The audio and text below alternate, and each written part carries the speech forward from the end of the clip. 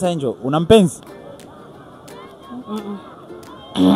Mimi najitolea kukutafutia mchumba mpya ambaye atakuwa mwaminifu. Utakubali? Nitakubali. Ni aje mwana Affecta. Leo tuko beach hapa mwanangu, tuko na wadau, nataka tufanye challenge kidogo kujua maswali mbalimbali juu ya wadau kuhusu masuala ya kiafya. Wauni wanaelewa nini? Sasa leo niko beach hapa natafuta wadau kidogo. Kameramani wangu twende huko. Mr. Afya mtaa. Nimekutana na walembo hapa. Hebu tuwasikilize na wenyewe. Mambo dada? Poa. Unaitwa nani? Angel. Sauti kidogo basi dada Angel. Unaitwa nani Angel? Angel. Unaitwa kumbe Angel. Mambo? Poa. Uko poa? Uko poa. Angel, mimi na maswali yangu mawili. Sawa? Swali la kwanza, Angel. Kwenye mwili wako wewe kati ya damu na maji, kipi kimezidi kingine wingi?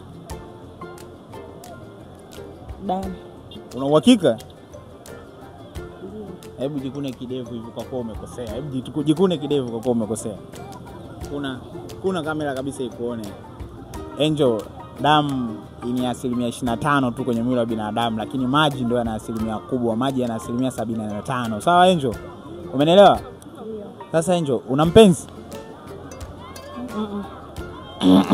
Kweli? Ndio. Habibi tal. Nilikuwa nasema tumeshaachana. Umeshaachana?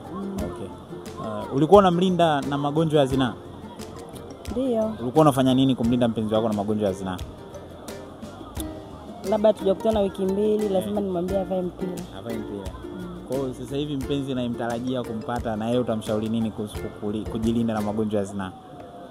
Kabla sija date naye lazima tukapime. Lazima ukapime. Okay. Sasa kwa huko unaelekea wapi Angel? Unaenda pale kukaa. Basi nashukuru sana Angel. Mimi najitolea kukutafutia mchumba mpya ambaye atakuwa mwaminifu. Utakubali? Nitakubali.